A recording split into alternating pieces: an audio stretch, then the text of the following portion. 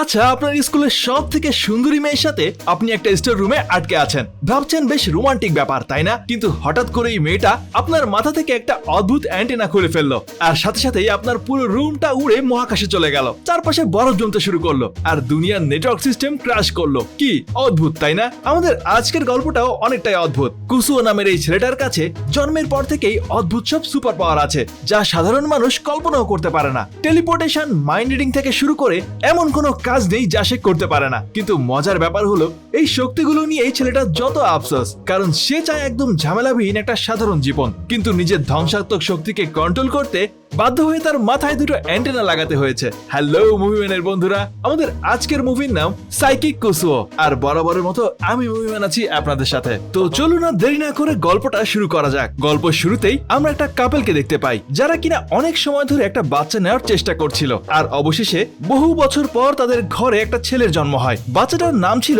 কুসুও, আর এই বাচ্চাটা একটা স্পেশাল শক্তি নিয়ে জন্মগ্রহণ করেছিল। এমনকি মাত্র 10 দিনের মাথাতেই সে কথা বলতে শিখে গিয়েছিল। আর এই শক্তিগুলো দেখে তার বাবা মা প্রথমে একটু চিন্তিত হয়ে যায়, কিন্তু তারপরেও তারা বাচ্চাটাকে কোনো ল্যাবে পাঠানোর বদলে নিজেরাই মানুষ করার সিদ্ধান্ত নেয়। আর এভাবেই ধীরে ধীরে কুসুও বড় হতে থাকে। কিন্তু একটা সময় তার এই শক্তিগুলো তার নিজের জন্য একরকম অভিশাপ হয়ে গিয়েছিল, কারণ সে তার এই শক্তিগুলো কোথাও ব্যবহার করতে পারছিল না। না সে কোনো ক্যাসিনোতে গিয়ে অনেক টাকা ইনকাম করতে পারছিল, আবার সে কোনো মেয়ের মন জয় করতে তার শক্তি ব্যবহার করতেও পারছিল না। অন্যদিকে তার সবসময় ভয় লেগেই থাকতো যে কেউ তার শক্তি আবার দেখে ফেলে কিনা। এজন্য সে নিজের কাজেও তার শক্তিগুলো ব্যবহার করতে পারতো না। কুসুওর শক্তি এত বেশি ছিল যে বাধ্য হয়ে তাকে তার মাথায় দুটো অ্যান্টেনা লাগাতে হতো, যাতে সে তার শক্তিগুলো কন্ট্রোল করতে পারে। কারণ যদি সেটা সে ব্যবহার না করে, তাহলে হয়তো যে কোনো ভুলের কারণে পুরো শহরটাই ধ্বংস হয়ে যেতে পারে। চিন্তা করা যায় কি লেভেলের শক্তিশালী এই পিঙ্কি ছেলেটা। যাই হোক, এদিকে আবার তার আশেপাশের কেউ যেন এই অ্যান্টেনা দেখতে না পারে, সেজন্য সে তার আশেপাশের সবাইকে একই সাথে হিপনোটাইজ করে রাখে, যাতে তার মাথার অ্যান্টেনাটা সবার থেকে অদৃশ্য থাকে। আর একদিন স্কুলে তাদের ক্লাস টিচার সবাইকে বলে তাদের হাই স্কুল ফেস্টিভ্যাল সামনের মাসে হতে যাচ্ছে,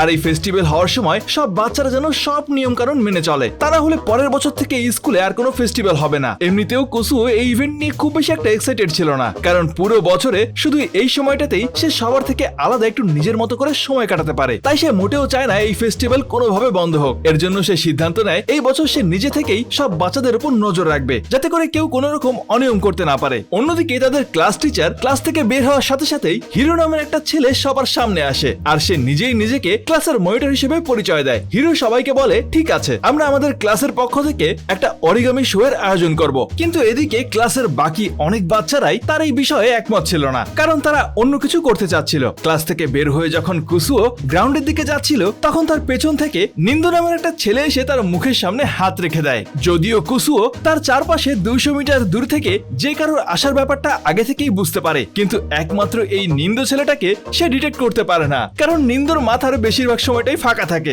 নিন্দু কুসুওকে বলে, চলো আমরা স্কুলের এক্সিবিশনের জন্য পাথর খুঁজতে যাই, কিন্তু কুসুও তাকে নিষেধ করতে যাবে। ঠিক তখনই সেখানে শান নামের আরেকটা ছেলে চলে আসে। আসলে শান মনে করতো ডার্ক রিইউনিয়ন নামের একটা সংগঠন পুরো দুনিয়াকে ধ্বংস করে দিতে চায়, আর যাতে এই সংগঠনের কেউ তাদের কথা শুনে না ফেলে, এজন্য সে নিন্দু আর কুসুওকে স্কুলের ছাদে নিয়ে আসে। ছাদে এসে সে তাদের দুজনকে বলে, ওই সংগঠন থেকে আমার কাছে একটা চিঠি এসেছে, আর সেখানে লেখা আছে স্কুলের ইভেন্টের সময় আমাদের স্কুলে হামলা হতে পারে। এজন্য সে কুসুওর কাছে সাহায্য চায় তাদের স্কুল বাঁচানোর জন্য। কুসুও জানে যে শানকে বোঝানো সহজ কিছু না, তাই সে খুব সহজেই রাজি হয়ে যায়, কিন্তু সে ভেতরে ভেতরে জানতো এমন কোনো কিছুই আসলে হবে না। ইভেন্টের এক সপ্তাহ আগে কুসুও যখন ক্লাসে বসেছিল, তখন সে ক্লাসের কিছু মেয়েদের কথা শুনতে পায়। আসলে ক্লাসের কিছু মেয়েরা মিলে কোকামি নামের একটা মেয়েকে বিউটি কন্টেস্টে অংশগ্রহণ করার জন্য রিকোয়েস্ট করছিল, কারণ আসলে কোকামি তাদের ক্লাসের সব থেকে সুন্দরী মেয়ে। কিন্তু কোকামি তখন বারবার অন্য বন্ধুদেরকে এই কন্টেস্টে অংশগ্রহণ করতে বলছিল।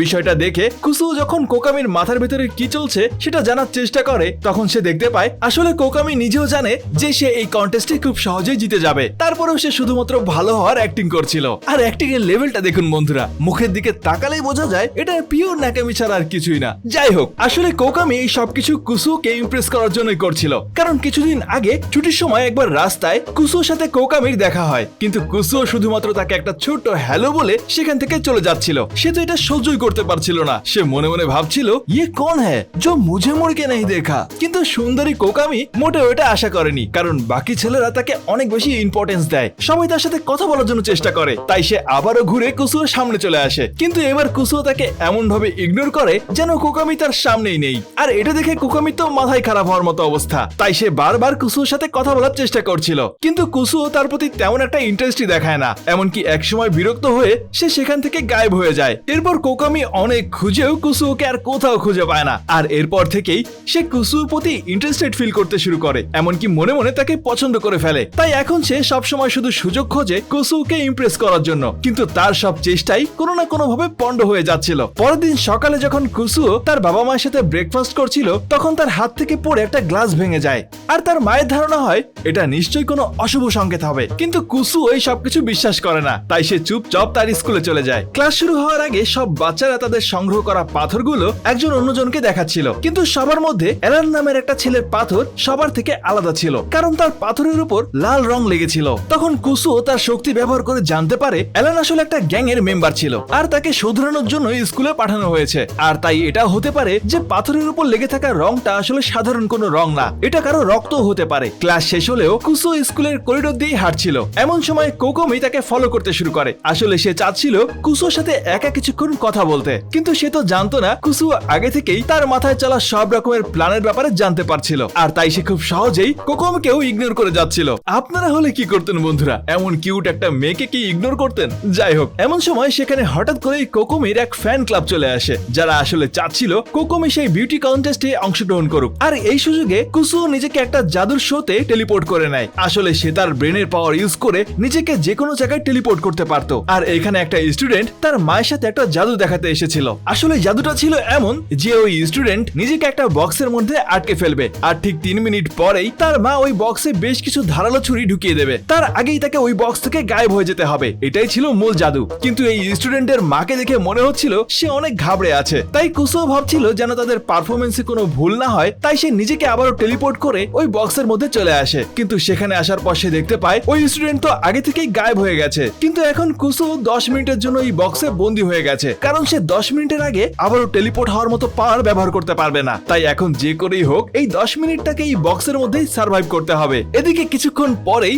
বাইরে থাকা ওই মহিলা লম্বা লম্বা ছুরি বক্সের ভিতরে ঢুকিয়ে দেয়, আর সেগুলোর হাত থেকে বাঁচার জন্য কুসুকেও বিভিন্ন ভাবে হাত পা উঁচু করে দাঁড়িয়ে থাকতে হয়। শুধু এখানেই শেষ না, এরপর তারা বক্সটাকে একটা উঁচু ক্রেন থেকে নিচে ফেলে দেয়। আর বক্সটা মাটিতে পড়ার কিছুক্ষণ আগেই কুসুও ছোট্ট করে একটা লাফ দিয়ে নিজেকে বাঁচিয়ে নেয়। এখানেই টর্চার শেষ না, এরপর তারা বক্সটাতে আগুন ধরিয়ে দেয়। আর কুসুও তখন ভেতর থেকে বক্সটাকে বরফে জমিয়ে রাখে। আর সর্বশেষ একটা বুলডোজার দিয়ে বক্সটাকে পিষে ফেলা হবে। কিন্তু ঠিক সেই সময় কুসুর মনে পড়ে তার 10 মিনিট পূরণ হয়ে গেছে, তাই সে আবারও সেখান থেকে টেলিপোর্ট হয়ে যায়। অন্যদিকে সেই স্টুডেন্টটা তো ততক্ষণে স্টেজে পৌঁছে গেছে, আর সবাই তাকে দেখে হাততালি দিতে শুরু করে। যাক, অবশেষে তাদের এই জাদুর অ্যাক্টিংটা কমপ্লিট তো হলো। অন্যদিকে তখন কোকোমি তার ফ্যান ক্লাবদের কথা শুনে বিউটি কন্টেস্টে অংশগ্রহণ করতে রাজি হয়ে যায়, কিন্তু সেখানে একজন সাধারণ অংশগ্রহণকারীর বদলে সে জাজ হিসেবে অংশ নেয়। আর এটা দেখে সেখানে থাকা অনেক ছেলের মন ভেঙে যায়, আর তাদের মধ্যে শানও ছিল। তাই সে মন খারাপ করে স্কুলের পেছন সাইডে একা একা হাঁটতে থাকে। এমন সময় ডার্ক রিউনিয়নের একজন মেম্বার তার সাথে দেখা করতে আসে, আর তাকে সাথে নিয়ে একটা মিটিং রুমে নিয়ে আসে। আর সেখানে তাদের লিডার ডার্ক মুন শানের সামনে আসে, আর তাকে বলে তুমি একসময় আমাদের মেম্বার ছিলে, কিন্তু এখন আমাদের বিপক্ষে কাজ করছো কেন? আর এখানে আমরা জানতে পারি শান আসলে একসময় ডার্ক রিউনিয়নের একজন ভয়ঙ্কর মেম্বার ছিল, কিন্তু যখন থেকে সেই দলের আসল উদ্দেশ্যের ব্যাপারে জানতে পেরেছে, তারপর সেই সংগঠন ছেড়ে দিয়ে চলে এসেছিল। আর এখন তার রূপ পাল্টে শান নামের এই সাধারণ রূপে ঘুরে বেড়াচ্ছে। ডার্ক মুন তখন শানকে বলে আসলে এই স্কুলে 7টা স্পেয়ার বল আছে, আর এগুলো ব্যবহার করে পুরো ডার্ক ইউনিয়নকে ধ্বংস করে দেওয়া সম্ভব। এজন্য তারা এখানে এসেছে ওই বলগুলো নষ্ট করার জন্য। তাদের কথা শুনে শান বলে ঠিক আছে, আমি তোমাদের হয়ে ওই বলগুলো নষ্ট করে দেব, কিন্তু এখানে থাকা কারো ক্ষতি তোমরা করতে পারবে না। অন্যদিকে তখন মাঠে হিরো সবাইকে ম্যারাথনের জন্য ডাকছিল। তখন নিন্দো সেখানে ম্যারাথনের অংশগ্রহণ করতে পৌঁছে যায়, কারণ যে এই রেসে জিতবে সে 10 মিনিট ধরে কোকোমিকে দেখতে পারবে। আপনারা নিশ্চয়ই ভাবছেন এ আবার কেমন অদ্ভুত নিয়ম। অদ্ভুত নিয়ম থাকাটাই স্বাভাবিক, কারণ আমার তো কোনো বাচ্চাকেই স্বাভাবিক মনে হচ্ছে না। কিন্তু এই দৌড় প্রতিযোগিতায় যেন কেউ আহত না হয় সেজন্য কুসুও সবার উপর নজর রাখছিল। কিন্তু কিছুক্ষণ পর হিরো এই প্রতিযোগিতা জেতার জন্য সব ট্রাফিক সিগন্যাল ভেঙে দৌড়তে শুরু করে, আর তাই বাধ্য হয়ে কুসুওকেও সব ট্রাফিক লাইট উল্টে পাল্টে রাস্তাগুলোকে ক্লিয়ার করতে হচ্ছিল। কিন্তু এত কিছুর পরেও নিন্দো খুব সহজেই হিরোকে পেছনে ফেলে দিচ্ছিল, এমনকি সে খুব আরামে খেতে খেতে দৌড়াচ্ছিল। অন্যদিকে বেচারা হিরোর শক্তি তখন প্রায় শেষ, কিন্তু তারা প্রায় ফিনিশিং লাইনের কাছাকাছি পৌঁছে গিয়েছিল। আর তখন হিরো একটা বুদ্ধি বের করে, সে নিন্দোকে বলে, ওই দেখো পাশে কোকোমি দাঁড়িয়ে আছে। আর এটা শুনেই নিন্দোর সাথে সাথেই সেখানে থেমে যায়। আগেই বলেছিলাম নিন্দোর মাথা বেশিরভাগ সময় খালি থাকে, আসলে সে তার ব্রেন ইউজই করে না। হিরো রেসটা জিতে যায়, কিন্তু নিন্দো হিরোর এই কাজে মোটেও খুশি ছিল না, আর তাই সে হিরোর পেছনে এক বিশেষ মার্শাল আর্ট ইউজ করে। আর এটা দেখে সেখানে থাকা সবাই অনেক হাসাহাসি করে। অন্যদিকে তখন স্কুলের ভেতরে অ্যালান তার লকার থেকে তার পুরনো গ্যাং এর বেশ কয়েকটা চিঠি বের করে, আর এই চিঠিতে তার গ্যাং এর সদস্যরা তাকে স্কুলের পেছনে দেখা করতে বলেছিল। কিন্তু অ্যালান তার গ্যাং এর মেম্বারদের সামনে থেকে চুপচাপ হেঁটে গেলেও তারা তাকে চিনতে পারে না, কারণ আগের গ্যাংস্টার অ্যালেনের সাথে এই ভদ্র অ্যালেনের চেহারার অনেক পার্থক্য ছিল। আর ঠিক তখনই শান তার হাতে দুটো বল নিয়ে সেখান দিয়ে যাচ্ছিল। অ্যালেনের গ্যাং এর লোকেরা শানকে একটা ছবি দেখিয়ে জিজ্ঞেস করে, এই ছেলেটাকে চেনো? আসলে এটা অ্যালেনের পুরাতন একটা ছবি ছিল। শান তখন কোনো কিছু না ভেবেই তাদেরকে দেখিয়ে দেয় যে অ্যালেন তাদের সামনেই ছিল, আর তার গ্যাং মেম্বাররা সবাই মিলে তার উপর হামলা করে দেয়। এদিকে তখন স্কুলের ভেতরে কুসুর মাথায় তখনও ইভেন্ট ভালোভাবে শেষ করার কথা ঘুরছিল, কিন্তু তারপরেও বাধ্য হয়ে তাকে কোকোমির সাথে ঘুরতে হচ্ছিল। আর কোকোমি তাকে সাথে নিয়ে একটা ভুতুরে ঘরে যেতে চায়, যাতে করে ভেতরে গিয়ে সে ভয় পাওয়ার বাহানা করে কুসুকে জড়িয়ে ধরতে পারে। কিন্তু আসলে এই সবকিছু তো কুসুও আগে থেকেই জানতে পারছিল। হন্টেড হাউসের সামনে আসতেই নিন্দো সেখানে চলে আসে, আর সেও তাদের সাথে ভেতরে ঢোকার প্রস্তাব দেয়। এতে করে কোকোমির প্ল্যান কিছুটা নষ্ট হয়ে যায়। ভেতরে ঢুকে দেখা যায় কোকোমি তো অনেক ভয় পাচ্ছিল, কিন্তু কুসুর তেমন কোনো কিছুই হচ্ছিল না, কারণ সে তো আগে থেকেই বাচ্চাদেরকে দেখতে পারছিল যে কে কোথায় লুকিয়ে আছে। এমন সময় সেখানে একটা বাচ্চা তাদেরকে ভয় দেখানোর চেষ্টা করে, কিন্তু সে উল্টো নিন্দোর থুতনি দেখেই ভয়ে অজ্ঞান হয়ে যায়। এরপর তারা তিনজন মিলে ওই বাচ্চার মেকআপ নিজেদের উপর লাগিয়ে নেয়। হন্টেড হাউস থেকে বের হয়ে নিন্দো আর কুসুও তাদের মুখ ধোয়ার জন্য বাথরুমে আসে, আর ঠিক তখনই নিন্দো বোকামি করে কুসুর সাথে তার চশমাটা পাল্টে নেয়। কিন্তু সে তো আসলে জানতো না এই চশমাটা কুসুও একটা স্পেশাল কারণেই ব্যবহার করত, কারণ যদি সে কোনো মানুষের দিকে সরাসরি তাকাতো তাহলে সেই মানুষটা পাথর হয়ে যেত। আর ঘটেও ঠিক তাই, নিন্দোর সাথে সাথেই পাথর হয়ে যায়, আর পরবর্তী 24 ঘন্টা সে এমনই থাকবে। এজন্য কুসুও নিন্দোকে তাদের ক্লাসের পাথরের এক্সিবিশনে নিয়ে গিয়ে রেখে দেয়। এদিকে সবাই তো এখানে এত রিয়েলিস্টিক একটা মূর্তি দেখে অবাক হয়ে যাচ্ছিল, কিন্তু এদিকে তো তার চশমাটাও নিন্দোর সাথেই পাথর হয়ে গেছে। তাই সে দ্রুত একটা নতুন চশমা খুঁজতে যায়, কিন্তু এর মধ্যে ভুল করে সে আরো কয়েকজনকে পাথর বানিয়ে দেয়। আর কোনো উপায় না দেখে সে সোজা স্কুলের স্টোর রুমে চলে আসে, যাতে তার সামনে কোনো বাচ্চারা না আসে। কিন্তু কোকোমি আগে থেকেই সেখানে ছিল, সে কিছু প্রয়োজনীয় জিনিস নিতে স্টোর রুমে এসেছিল। কুসুও চাচ্ছিল না কোকোমিও পাথর হয়ে যায়, তাই সে দ্রুত তাকে এখান থেকে বের হয়ে যেতে বলে। অন্যদিকে তখন কুসুও জানালা থেকে কিছু শব্দ শুনতে পারছিল। অ্যালান তখনও বাইরে লড়াই করছে, আর তাই সে দ্রুত জানালা খুলে অ্যালেনের কাছে তার চশমাটা ধার চায়। এরপর সে দ্রুত বাকি গ্যাংস্টারদেরকে সুস্থ করে দিয়ে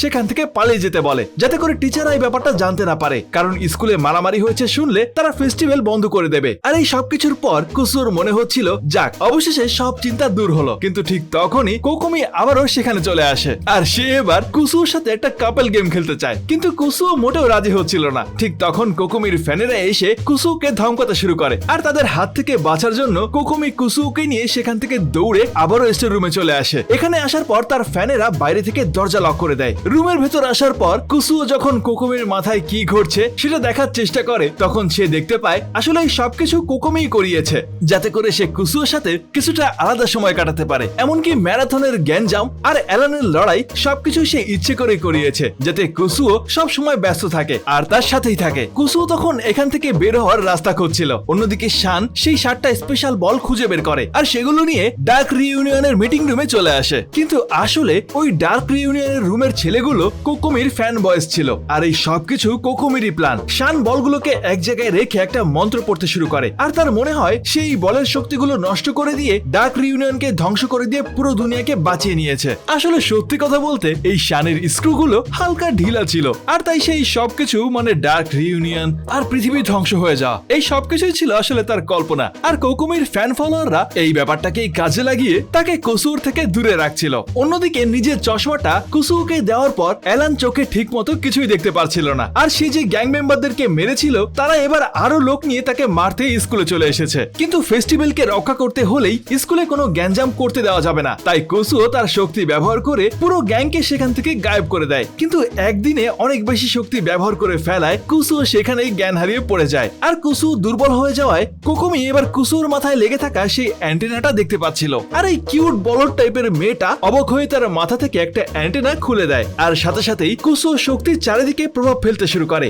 আর তার এই বিশেষ শক্তির কারণে পুরো দুনিয়ার নেটওয়ার্ক সিস্টেম উল্টাপাল্টা কাজ করতে শুরু করে। কিছুক্ষণ পরেই কুসুর জ্ঞান ফিরে আসে, আর সে উঠে বসতে গিয়ে তার পাশে থাকা একটা বক্সে হাত দেয়, সাথে সাথেই বক্সটা সেখানেই গায়েব হয়ে যায়। এটা দেখে কোকোমি প্রচন্ড ভয় পায়, আর সে ভয়ে তার হাত থেকে অ্যান্টেনাটা ছেড়ে দেয়। কুসু দ্রুত কোকোমির কাছে তার অ্যান্টেনাটা ফেরত চায়, কিন্তু তখনই এক অদ্ভুত ঘটনা ঘটে। তাদের পুরো রুমটা বরফ জমতে শুরু করে। আসলে কুসুর শক্তির কারণে তাদের এই রুমটা উড়ে মহাকাশে চলে এসেছে, আর তাই কুসু কিছুক্ষণ অপেক্ষা করে কোকোমির জ্ঞান হারানো পর্যন্ত। তারপর সে তার শক্তি ব্যবহার করে অ্যান্টেনাটা ফেরত নিয়ে নেয়, আর পুরো রুমটাকে আবারও পৃথিবীতে ফিরিয়ে আনে। কিন্তু ভেতরে থাকা কুসু এখন কিছুতেই বুঝতে পারছিল না যে সে পুরো দুনিয়াকে তার এই অদ্ভুত ঘটনার ব্যাপারে কিভাবে ব্যাখ্যা দেবে। আর তাই সে তার শক্তি ব্যবহার করে পুরো একদিনের সময়কে পিছিয়ে নিয়ে যায়, যাতে করে সে তার সব কাজগুলো এবার ঠিকঠাক ভাবেই করতে পারে, আর এমন ঘটনা যেন আর না ঘটে। আর এই গল্পটা এখানেই শেষ হয়ে যায়। আসলে গল্পটা অদ্ভুত হলেও এটা আসলে একজন ওভার সুপার পাওয়ার ক্যারেক্টারের স্কুলের স্ট্রাগলের গল্প ছিল।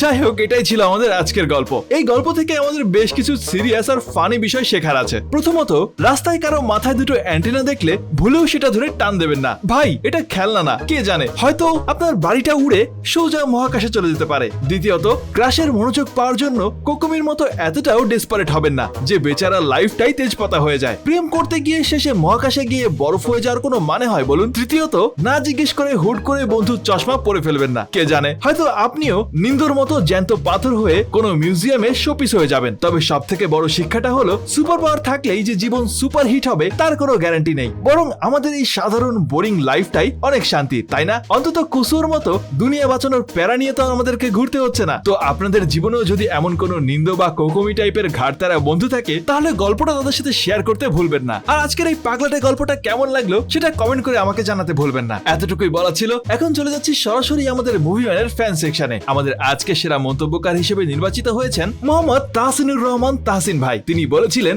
আপনার মুভির এক্সপ্লেইন আমার খুব ভালো লাগে, এন্ড আপনার লাস্টের কোশ্চেনটা ঠিক, but A villain is better than a hero. একজন হিরো দুনিয়া বাঁচাতে তার ফ্যামিলিকে মারতে পারে, বাট একজন ভিলেন তার ফ্যামিলিকে বাঁচাতে পুরো দুনিয়াকে মারতে পারে। সে যদি রিভেঞ্জ না নেয় এন্ড বসে থাকে, তার বাবার মতো আরো অনেক মানুষ মারা যাবে, এন্ড এইটা আস্তে আস্তে ওয়ার্ল্ড ওয়াইড ছড়িয়ে পড়বে। সো ভিলেনকে দমন করতে ভিলেন হওয়া কোনো খারাপ জিনিস না আমার মতে। সরি বাংলিশে লেখার জন্য। Full support brother. তারপর গুলাবি দিল গুলাবি দিল। আপনার কমেন্টটা বেশ ভালো লেগেছে তাহসিন ভাই। আর হয়তো সিচুয়েশন বেদে আপনার এই মতামতটা কোথাও কোথাও ঠিক। কখনো কখনো শুধু মুখের কথায় কোনো কাজ হয় না, আর তাই খারাপকে দমন করতে ভালোকেও মাঝে মাঝে খারাপ হতেই হয়। যাই হোক, এভাবে আমাদের পাশে থাকার জন্য আপনাদের সবাইকে জানাই অন্তরের অন্তঃস্থল থেকে অসংখ্য ধন্যবাদ। আজকের মতো বিদায় নিচ্ছি। আবারও দেখা হবে নতুন কোনো মুভির গল্প নিয়ে। ততদিন পর্যন্ত সবাই ভালো থাকুন, আর অবশ্যই ভালোকে ভালোবাসুন।